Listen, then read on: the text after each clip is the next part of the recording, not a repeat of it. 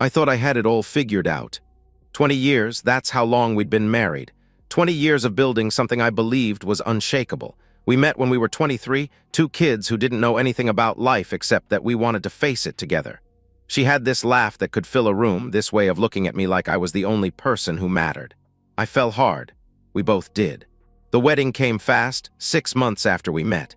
Everyone said we were rushing, that we were too young, that we didn't know what we were doing. But we didn't care. We were in love, and that felt like enough. Then came the kids. First our son, 17 now, tall and quiet like me. Then our daughter, 15, sharp-tongued and fiercely protective of the people she loves. They were everything. And I worked my ass off to give them everything, too.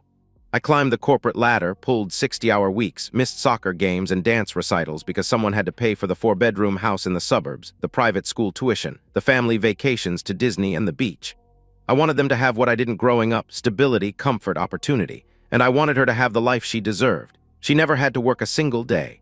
She stayed home, raised the kids, kept the house. That was the deal. That was our life. And I thought she was happy. I thought we were happy. But somewhere along the way, things shifted.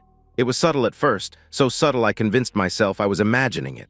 She stopped kissing me goodbye in the mornings, stopped asking about my day, started spending more time on her phone, always angled away from me, always quick to lock the screen when I walked by. When I'd reach for her hand, she'd pull away. When I'd suggest a date night, she'd sigh and say she was tired. I told myself it was just a phase. Marriage gets monotonous after 20 years, right? We weren't 23 anymore. We had responsibilities, stress, kids who needed us. Maybe she was just overwhelmed. Maybe I wasn't paying enough attention. Maybe I needed to try harder. So when she came to me on a Tuesday evening and said she needed a break, I didn't hesitate.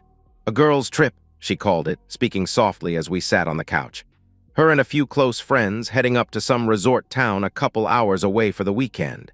She said she was feeling burnt out, suffocated by the routine, that she needed to reconnect with herself. She needed space to breathe, to remember who she was outside of being a wife and a mother. "I just need some me time," she said, her voice soft and pleading. "Just a weekend, please." I didn't even think twice. "Of course," I told her. "You should go, you deserve a break." I encouraged it. I wanted to be the supportive husband, the understanding partner who didn't make her feel guilty for needing a break. I even helped her pack that Thursday night. That Friday morning, she kissed the kids goodbye, gave me a quick hug, and walked out the door with her suitcase and a smile on her face. I stood in the driveway and watched her drive away, telling myself this was good for her, good for us. I had no idea. I just watched my wife leave to spend the weekend with another man. That Friday night, I sat on the couch with the kids, scrolling through takeout menus, trying to fill the strange emptiness that had settled over the house. She'd only been gone a few hours, but something felt off. Wrong. I kept glancing at my phone, waiting for a text that never came. The kids didn't seem to notice. My son was upstairs gaming with his friends. My daughter was curled up beside me, half watching some reality show, half scrolling through her own phone. I told myself I was being paranoid. She was fine. She was with her friends. She was recharging. But deep down, in a place I didn't want to acknowledge, I knew something had changed. I just didn't know how bad it was yet. Saturday dragged. I woke up to an empty bed, made breakfast for the kids, tried to distract myself with chores and errands. But my mind kept wandering back to her. Was she having fun? Was she thinking about us? Did she miss me at all? By mid-afternoon, the kids were getting restless. My daughter was sprawled on the couch complaining about being bored. My son had been in his room all day. The house felt too quiet, too still. I was scrolling through my phone for the 100th time when the idea hit me. Why not surprise her? It seemed perfect. Romantic, even. I'd drive up to the resort with the kids, bring flowers, maybe take her out to dinner. Show her I cared. Show her I was thinking about her. Maybe it would remind her of the early days when I used to surprise her all the time. "Hey," I called out to the kids. "How would you guys feel about taking a drive up to see Mom?" My daughter's face lit up. "Really? Like surprise her?" she asked excitedly. "Yeah, what do you think?" I replied. "Yes, she's gonna freak out," she said, already off the couch, running upstairs to tell her brother. Within 20 minutes, we were in the car. The kids were excited, buzzing with anticipation in the backseat. My son kept joking about how shocked she'd be. My daughter was already planning what she'd say when she saw her. I felt good, proud even. I was doing something thoughtful, something unexpected. I was being the kind of husband who didn't take his wife for granted. The 2-hour drive passed quickly. We talked, laughed, listened to music. For the first time in weeks, things felt normal, like we were a family again. We pulled into the resort parking lot around 5 o'clock. The place was upscale, stone facades, manicured gardens, a lobby with floor-to-ceiling windows that overlooked a lake. I parked near the entrance and turned to the kids. "Wait here for a second," I told them. "Let me find out what room she's in and then we'll go surprise her." They nodded, still grinning. I walked through the sliding glass doors into the lobby. Soft jazz played overhead. The lighting was dim and warm, designed to feel intimate, luxurious. I scanned the space, looking for the front desk when I saw her. She was standing near the bar, with a man. At first, I didn't process it. My brain couldn't make sense of what I was seeing. Maybe it was one of her friend's husbands. Maybe they'd all decided to bring their partners last minute. Maybe. Then she leaned into him. His arm slid around her waist, pulling her close. She tilted her head up toward him, smiling in a way I hadn't seen in months. And then she kissed him. Not a polite peck, not an accidental brush of lips. A real kiss. Deep, familiar. The kind of kiss that comes from intimacy, from history, from something far beyond a drunken mistake. The world stopped. I couldn't hear the music anymore. Couldn't hear the conversations around me. All I could hear was the sound of my own heartbeat pounding in my ears, loud and violent, like it was trying to break through my chest. My fists clenched. My vision narrowed. Every instinct in my body screamed at me to move, to charge across that lobby, to rip him away from her and destroy him. To make him feel a fraction of the pain that was tearing through me in that moment. I took a step forward. Then I heard my daughter's voice behind me. "Dad," she called out. I froze. I turned around. She was standing in the doorway, my son right behind her, and they'd seen it. Both of them. Their faces said everything. My daughter's eyes were wide, filling with tears. My son's jaw was clenched so tight I could see the muscle twitching. "Dad," my daughter whispered again, her voice breaking. "That's Mom." Something inside me snapped. Not into rage, into something colder, sharper, more focused. I pulled out my phone, opened the camera, and started recording. My hands were steady. I zoomed in just enough to capture her face, his face, the way their bodies fit together, the way she laughed at something he said. 30 seconds. That's all I needed. Then I turned to my kids. "Let's go," I said quietly. My daughter grabbed my arm. "Dad, wait, we should," she started to say. "We're leaving now," I cut her off. I didn't look back. I walked out of that lobby with my head high and my jaw set, my kids trailing behind me in stunned silence. The 2-hour drive home was the longest of my life. My daughter cried quietly in the backseat, her face pressed against the window. My son stared straight ahead, saying nothing, his hands balled into fists on his lap. I gripped the steering wheel so hard my knuckles turned white, my mind racing with images I couldn't unsee. Her, him, the kiss, the smile, the ease of it all like I didn't exist, like 20 years meant nothing.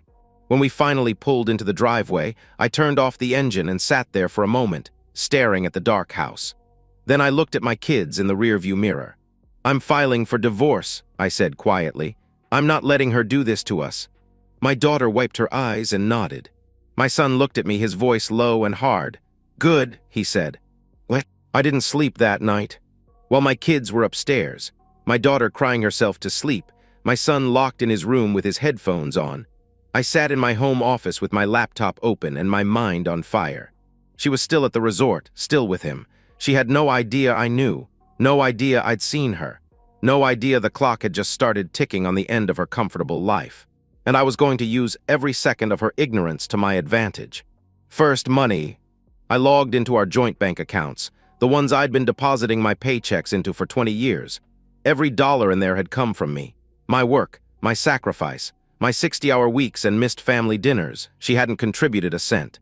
I transferred everything, every last dollar, into a new account in my name only, checking, savings, the emergency fund, gone. Then I moved to the credit cards. I called each company, removed her as an authorized user, canceled Ev. Every card she had access to. Within 2 hours, she was financially cut off. If she tried to buy so much as a coffee Sunday morning, the card would decline. I wanted her to feel it immediately. I wanted her to panic. Second, legal protection. I wasn't going to make a single move without covering myself. Early Sunday morning, before the sun came up, I called a divorce attorney a colleague had recommended, someone known for being ruthless and thorough. I left a message. He called me back within an hour. "I need an emergency consultation," I told him. "Monday morning, first thing." "What's the situation?" he asked. My wife's having an affair. I have video evidence, and I want full custody of my kids, I answered. There was a pause, then he replied, I'll see you at 8 a.m. I spent the rest of Sunday documenting everything. I uploaded the video to a secure cloud folder. I wrote down the timeline, when she left on Friday morning, where she went, who she said she was with. I pulled up our financial records, showing years of me supporting her while she contributed nothing. I screenshotted her text messages from Friday morning, the ones where she'd told me she loved me and would miss us. Every detail, every lie, every piece of evidence I'd need to bury her in court. Sunday afternoon, I sat down with my kids. We gathered in the living room, the three of us, and for the first time since Saturday, I let myself see the damage. My daughter's eyes were swollen and red. My son looked hollow, like something essential had been carved out of him. I'm not going to sugarcoat this, I began. What you saw yesterday, that was real. Your mom had an affair, she lied to us, and I'm ending the marriage. My daughter's lip trembled. What about us? She asked softly. I'm going to fight for full custody, I told her. You won't be forced to see her if you don't want to. You won't be forced into a relationship with her. That's your choice. I don't want to see her, my son said, his voice flat and cold. Not ever. My daughter hesitated, then nodded. I don't either, not right now, she added quietly. I pulled them both into a hug. They held on tight, and for the first time since this nightmare started, I felt something other than rage. I felt purpose. I was going to protect them, no matter what it took. All weekend, her phone stayed silent. No calls, no texts, too busy with her lover to check in on her family. But Sunday night around 9 o'clock, my phone finally rang. Her name lit up the screen. I stared at it for a long moment, letting it ring. Then I answered. Hey babe, she said brightly, her voice cheerful, like nothing was wrong. Just calling to say hi, I miss you guys, how are the kids? My jaw tightened. I could hear the lie in her voice, the performance. I kept my tone calm, measured. I'm glad you're having fun, I replied, because I brought the kids up there yesterday to surprise you. Silence. And we saw you, I continued. We saw you kissing him. More silence. Then frantically she stammered, Wait, what? No, babe, that wasn't. I don't know what you think you saw, but... I recorded it, I cut her off. I have video, the kids saw it too. They're done with you. Her voice cracked. Please let me explain, she begged. There's nothing to explain, I said coldly. I've canceled all the cards, I've pulled my money out of the accounts. I've already spoken to a lawyer, don't bother coming home. You can't do this, she cried, her words tumbling over each other. Please, just listen to me. I just did. Goodbye, I said and hung up. 10 seconds later, my phone started buzzing with texts. I ignored the first few, then I opened them. Please, you don't understand. It was a mistake. I was confused. It didn't mean anything. You didn't see what you think you saw. That wasn't me. I stared at that last message for a long moment. Then I opened the video. I hit send. Her response came a minute later. No more texts after that. Monday morning, 8 a.m. sharp, I walked into the law office. The attorney was exactly what I'd hoped for, mid-50s, sharp suit, no-nonsense expression. He shook my hand, gestured to a chair, and got straight to business. Show me what you have, he said. I pulled out my phone and played the video. He watched without expression, his eyes focused, professional. When it ended, he leaned back in his chair and nodded. This is clean, clear, undeniable, he said. You've got everything you need. What about custody? I asked. With this evidence and your financial contribution to the household, full custody is very likely, he explained. Especially if the kids are old enough to express their preference to the judge. How old are they? 17 and 15, I answered. Perfect, he replied. At those ages, their voices carry significant weight. If they don't want to see her, the court will respect that. Relief washed over me. How fast can we move? I asked. I'll file the paperwork today. He said, she'll be served by the end of the week, but I need to warn you. He leaned forward, his expression serious. She's going to fight this. She's going to beg, manipulate, maybe even threaten. Stay strong. Don't engage emotionally. Let me handle it. I nodded. I'm ready, I told him. That evening, I was in the kitchen with the kids when the front door opened. She walked in around 6 o'clock, looking like she'd been through hell. Her hair was a mess. Her eyes were red and swollen. She'd clearly driven straight back from the resort after realizing her cards didn't work and her bank accounts were empty. The three of us were sitting at the table, eating dinner. No one looked at her. Please, she said, her voice trembling. Please let me explain. I didn't turn around. I didn't even look up from my plate. "There's nothing to explain," I said flatly. She took a step closer. "It was a mistake. I was stupid. I don't love him. I love you. I love this family," she pleaded. My daughter looked up at her, and for the first time I saw real anger in her eyes. "You kissed him, Mom," she said sharply. "We saw you." My wife's face crumpled. She reached for my daughter's hand. "Sweetie, please," she began. My daughter pulled away. "Don't touch me," she said coldly. My son kept eating, his eyes fixed on his plate, refusing to even acknowledge her presence. She turned to me, desperate now. "What do you want me to do?" she asked frantically. "I'll do anything. I'll go to therapy. I'll cut him off completely. I want a divorce," I interrupted, my voice like ice. "I've already filed. You'll be served the papers by the end of this week." Her breath hitched. "You can't take my kids from me," she protested. "They don't want you," I stated. "Ask them yourself." She looked at my daughter, then my son. Both of them refused to meet her eyes. "Get out," I said quietly. "Where am I supposed to go?" she cried. "I don't have any money. You took everything." I finally turned to look at her. "You should have thought of that before you decided to mess with someone else," I said bluntly. The bluntness of it shocked her into silence. She stood there, trembling, mascara streaking down her face, looking like a stranger. "This is cruel," she whispered. "No," I replied quietly. "This is justice." She left that night. I heard later she stayed with one of her friends, one of the same friends who'd been on the girls' trip. But within days, word spread. The friend's husband found out about the affair and was furious his wife had enabled it.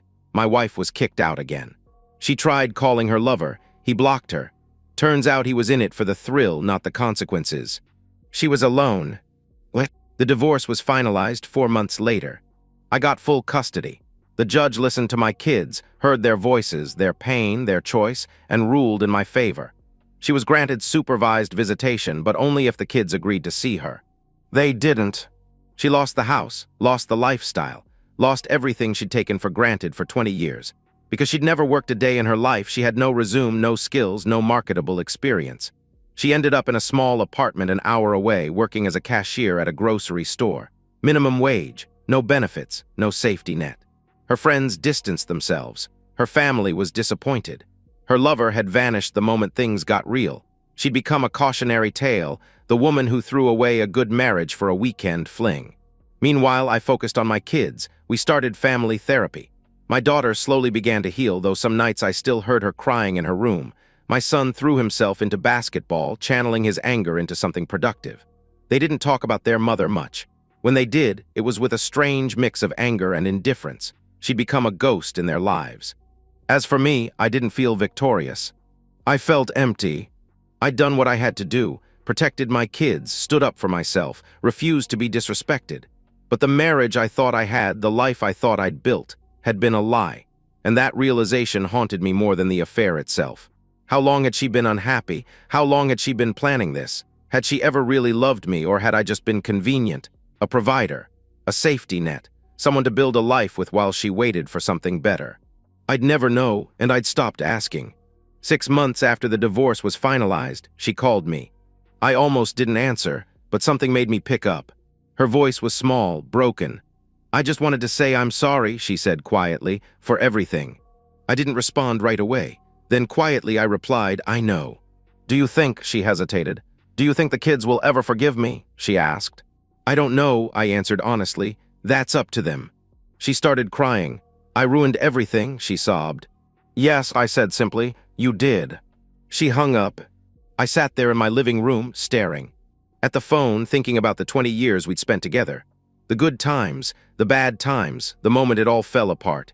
I didn't regret what I did. But I didn't feel good about it either. I just felt finished. People ask me if I regret how I handled it, if I think I was too harsh, if I should have given her a second chance. The answer is no.